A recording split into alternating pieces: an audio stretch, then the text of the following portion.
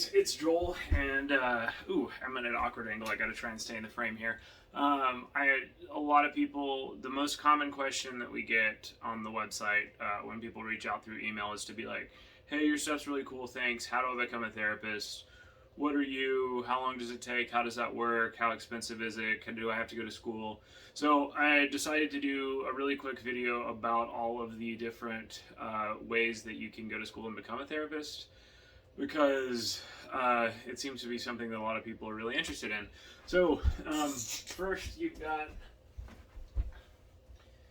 psychiatrist.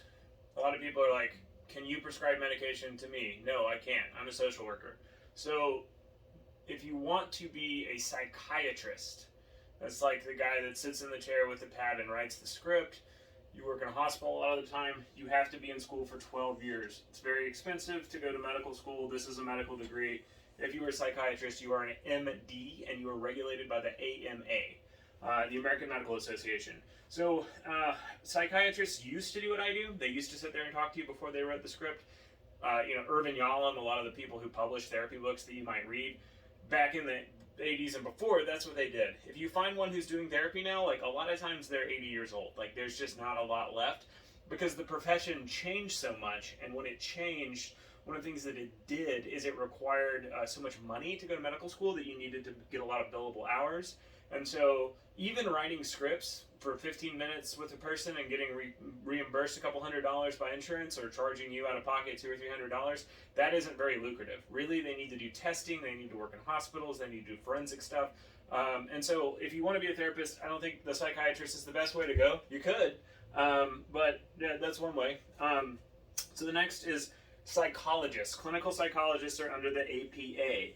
They have a PhD or a PsyD, which is a practice doctorate, and they have been in school for 8 to 12 years, probably closer to 12. It takes a long time. PhDs are very competitive. Like a lot of times your advisor will try and steal your thesis, or your committee will say like, "Well, we don't want you to have the PhD, we just want you to have the doctorate without the whatever." These programs are also very competitive and hard to get into. So you usually have to publish even before you're in school, which is kind of hard if you don't have the networking of being in school. This one seems harder to do. I don't know. A lot of people do it and are happy, but these guys mainly work in academia. Some clinical psychologists do therapy. They own clinics and things, but if you look at the breakdown of the profession, a larger percentage of them are working in institutions. So then there's the LMFT, which is a marriage and family counselor. This takes 6 years to get that degree. So you got to go through your bachelor's degree, then you got to do a 2-year master's degree. When you do the 2-year master's degree, you take your licensure exam, you get supervised for 2 years, then you take the higher level of licensure exam. At that point, you can bill insurance. LMFTs have a harder time billing insurance than any of these other professions. They can do it, but for some reason, insurance doesn't really like them as much. Like one of the things, like Blue Cross in Alabama, where I am, they will not let you bill for marriage or family therapy at all. If you want to bill for it, you have to say, okay, well, this is individual therapy, and this person is the patient, but the goal of the therapy is to help their relationship. So that person is here as a collateral to these people, if it's a family or a poly couple.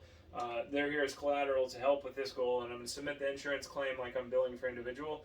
But that's easier to do if you're one of these, because you do individual therapy. If you're an LMFT, you don't really do it as much, so it's harder to make that argument for as many hours as you want to bill. LMFT is an interesting degree, but you want to take that into consideration. The next one is CRNP. That is a psychiatric nurse practitioner can prescribe psych meds. A CRNP is a nurse who's gone to school, gotten the nursing degree, then decided to go back, do a little bit more school, do supervision, do clinical hours, bill all that, then get this higher level of license. It's the highest one that a nurse can operate on. You cannot go into private practice. You have to work under a doctor forever, okay? So, these degrees can all work in private practice. CRNP can't. They always have to kind of be tied to a doctor because they're sort of acting instead of where the doctor doesn't have time to under the doctor's supervision, but that goes on forever. There's no way to get out from under it. That takes 6 to 8 years, probably more like 8 years, if you're trying to live life and get those clinical hours and everything for the CRNP part. CRNPs can prescribe medication. Psychologists can't, nurse practitioners can, marriage and family therapists can't, psychiatrists can, Counselors can't, social workers can't. So there's not a lot of these that can prescribe medication. CRNPs can, but it has to be under the supervision of a doctor. Usually, they don't do therapy. Usually, CRNPs, all that they're doing is writing prescriptions. If you're a patient and you need medication, unless you need something that's very fancy, like a complicated, psychotic or mood disorder, I would recommend that you see a CRNP like I do for my medication, because CRNPs are cheaper than psychiatrists, and the antidepressants that they write, those scripts feel just as good. LPCs are licensed practicing counselors. So they become an ALC first. They're under the NCC and a state board. You don't have to be under the NCC, but you can get that national licensure if you want. Counselors have to go to school for 6 years. You go to school for 4, you get your bachelor's degree, you go do a 2-year master's degree, 6 years. And then afterwards, you graduate, you take your test as an ALC, you work for 2 more years under supervision, then you're eligible to take the next test. If you get that, you're an LPC, you can go into private practice, you can bill insurance. The hard part of this job is that while you're an ALC, you cannot bill insurance. So you're wanting people to pay you out of pocket, and that's hard, or you can go work for an agency, but agencies are less likely to hire ALCs. They're more likely to hire social workers, because those agencies are treating things that social workers are trained more to do in school, like substance abuse clinics is a big one, community mental health. They just like social workers more. So the ALC part, when you're in that LPC degree, is just harder.